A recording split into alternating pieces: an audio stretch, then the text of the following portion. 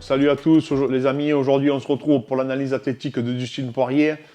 Donc pour ceux qui ne me connaissent pas, moi c'est Clément Marcoux, j'ai été diplômé d'INSEP, j'ai passé une maîtrise et un DES. Et Fred, il combat depuis l'âge de 15 ans en jiu-jitsu brésilien, il est combattant de MMA, il est ingénieur de génie civil de formation et on est propriétaire du FMC Performance Center. Donc aujourd'hui on analyse le diamant Dustin Poirier qui est littéralement un monstre. Fred. C'est une machine de guerre, c'est tout ce qu'on peut dire.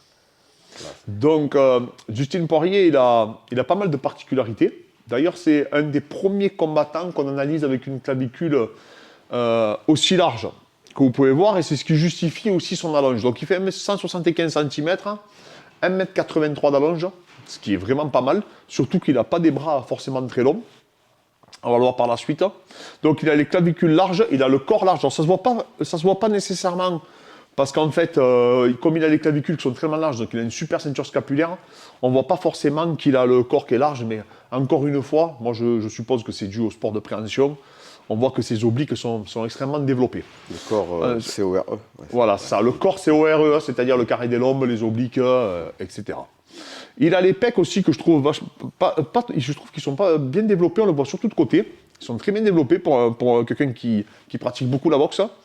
Il a aussi une petite particularité, c'est qu'il a le long supinateur et le brachioradial qui sont aussi extrêmement développés. Donc je pense aussi que c'est le fait de saisir à répétition. C'est un de ses points forts musculaires. Et il a un très très bon triceps aussi, qu'on peut voir là. Donc Dustin Poirier, c'est quelqu'un qui selon moi défie un peu les lois de la physiologie, en quelque sorte, parce que c'est un petit crapu qui cogne assez fort, mais qui arrive en plus de ça à garder un volume assez conséquent et surtout à conserver sa puissance malgré les rounds. Et il baisse quasiment jamais en intensité, on a pu le voir d'ailleurs contre Max Holloway. C'est vraiment, au niveau de la répétition de puissance, c'est vraiment monstrueux là-dessus. Et après, peut-être c'est dû aussi à son volume d'entraînement qui est quand même assez conséquent. Donc il faut savoir qu'il s'entraîne là maintenant à l'American Top Team depuis sa défaite contre le Coréen Zombie. Avant, il s'entraînait avec Team Crader. Et après, depuis sa défaite, il est parti à l'American Top Team. Et il a 3 séances de prépa physique par semaine. Avec Phil Daru. Voilà. Donc pour ceux qui veulent voir ce qu'il fait, Phil Daru a une chaîne YouTube, vous pouvez les voir, c'est assez classique.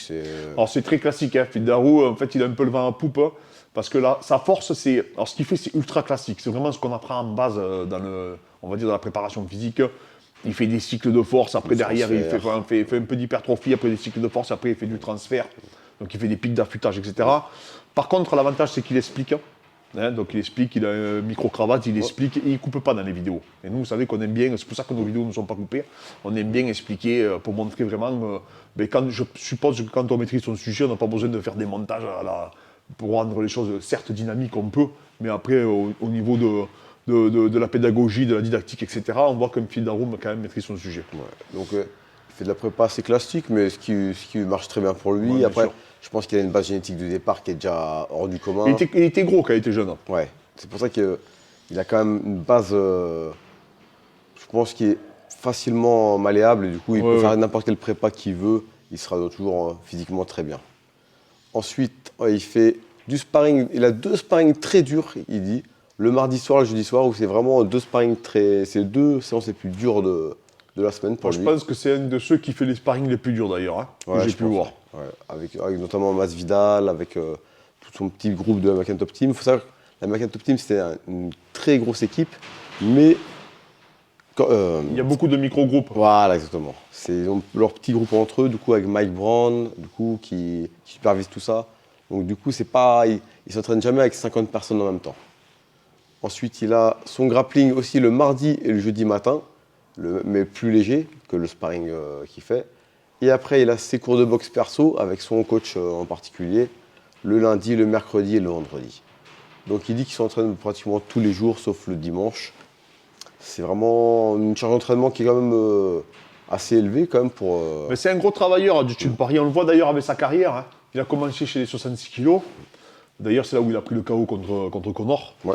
Et après, il est monté à 70 kilos. C'est réussi plutôt pas mal. Ouais. Et on s'appperçoit vraiment que c'est quelqu'un qui est un gros travailleur, c'est un gros besogneux. C'est pas quelqu'un forcément de doué, je suppose. Non, même lui, il le dit à un moment d'une interview avec Joe Rogan, ça m'a surpris. Il disait qu'il avait appris à faire un double leg à partir de l'American Top Team. Et la Top Team, il est arrivé après 7-8 combats à l'UFC. Donc ça fait quand même si il a peut-être exagéré en disant ça, ce qu'il voulait dire, c'est que c'était pas le plus talentueux des combattants, mais que Par c'est contre, un acharné de travail. il a toujours eu ce mental, Ouais. cette combativité, et cette hargne qu'on lui connaît. Ouais. Et c'est ce qui fait que ça en est vraiment un redoutable adversaire. Et moi, je trouve vraiment qu'il monte en puissance depuis quelques temps. On s'aperçoit que, surtout que contre Connor, par exemple, au premier combat, au premier round, c'était vachement compliqué. Et là, au deuxième match, je le trouvais bien plus en forme et surtout bien plus agressif qu'à son habitude. Et surtout que maintenant, il a trouvé son style, il a trouvé vraiment sa façon de boxer, sa façon de...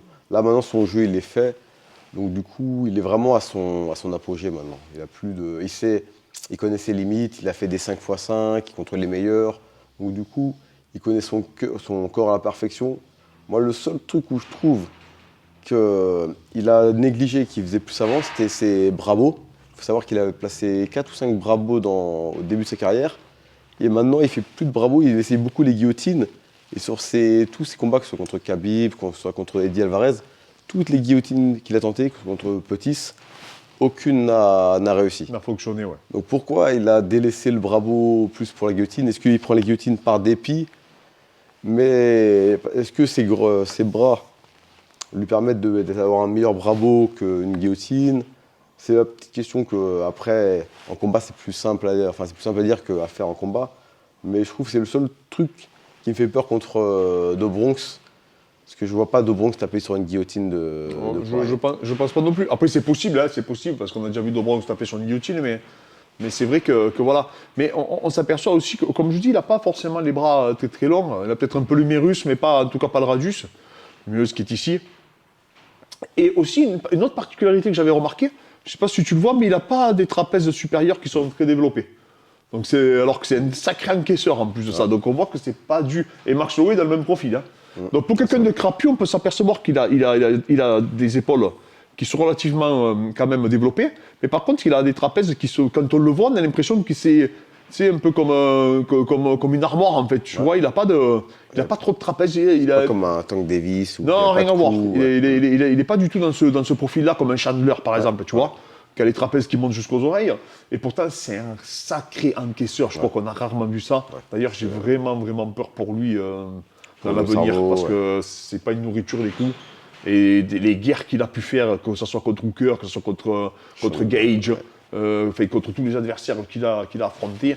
Contre Alvarez aussi. Ou même contre Max Holloway également. Ouais. Donc contre Alvarez, il a fait des guerres, même contre Connor. Il a quand même pris des coups. Donc non. En tout cas, je pense qu'il est vraiment aujourd'hui à son apogée. Donc c'est un athlète qui est quand même hors norme. De toute façon, on dit souvent qu'ils sont hors norme, les combattants, les amis, mais il faut savoir que tous les gens qu'on analyse, c'est les meilleurs au monde. Donc automatiquement, c'est qu'ils ont quand même une spécificité et des qualités athlétiques qui sont quand même supérieures à la moyenne. Quand tu es dans le top 5 UFC, c'est que tu ne peux pas être là par hasard, c'est que tu as des qualités qui sont supérieures à tous les individus, parce que des pratiquants de MMA, il y en a des centaines de milliers, et ce n'est pas tous des Dustin Poirier. Après, il faut savoir aussi, sa particularité, c'est qu'il est très lourd pour 70 kg. Ouais. Et alors, je ne sais pas si c'est vrai, mais il y en a qui disent que contre Connor, il aurait été à 84 kg le soir du combat. Ça veut dire quoi? Apparemment. Moi, j'ai un peu du mal à le croire. Il disait qu'il arrivait, pour le cutting à 66 kg, il disait qu'il n'arrivait plus. À l'époque où il disait que son corps... Mais comme Charles de Oliveira, ils ont le même point commun. Les deux, ils se vidaient. C'est trop pour eux. Du coup, moi, je pense que c'est leur bonne KT maintenant. Enfin, c'est vraiment la KT qu'elle... Et autre particularité, Do Bronx et Dustin Poirier n'ont pas percé à 66 kg. Ouais, c'est vrai. Voilà, ils ont percé à 70 kg. Ils n'ont pas réussi à prendre le titre à 66. Donc ça, c'est aussi une particularité quand même. C'est pour ça que quand on dit c'est plus facile de descendre, là, on a la preuve que c'est pas forcément vrai, parce que ni Do Bronx ni Dustin Poirier ne se sont approchés du titre à 70 kg. Donc ils ont été stoppés dans leur lancée. Une fois contre le Coréen Zombie, il me semble, et une fois contre Connor, bien sûr, où il a pris le KO au premier round. Donc voilà, un athlète vraiment hors du commun. C'est un des premiers qu'on voit aussi avoir une telle charge avec un tel physique. Je parle au niveau, on va dire, de sa morpho-anatomie. Et surtout que c'est quelqu'un. C'est pas un ectomorphe. Ouais, c'est pas un ectomorphe, c'est pas un Max Holloway, c'est pas quelqu'un qui est prédisposé au sport d'endurance. Mais en tout cas, on s'aperçoit également que c'est un de ceux qui adeptent vraiment des sparring très très durs. Voilà. Et même, pour moi, c'est un peu n'importe quoi des fois ce qu'ils font. Je l'ai vu carrément mettre des gants avec un mec qui n'avait pas du tout son niveau, avec des gants de MMA, il le tabasse. Alors apparemment que le mec n'était pas venu à l'entraînement, que c'est pour lui donner une leçon. C'est ce qu'ils disent sur Internet.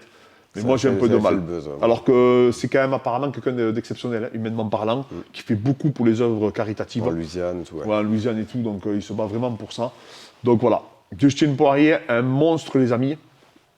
Et là, la prochaine analyse qu'on va faire, c'est contre, c'est sur c'est celui-là qui est revenu le plus. Ouais, c'est plus fort. C'est Conor McGregor, les gars.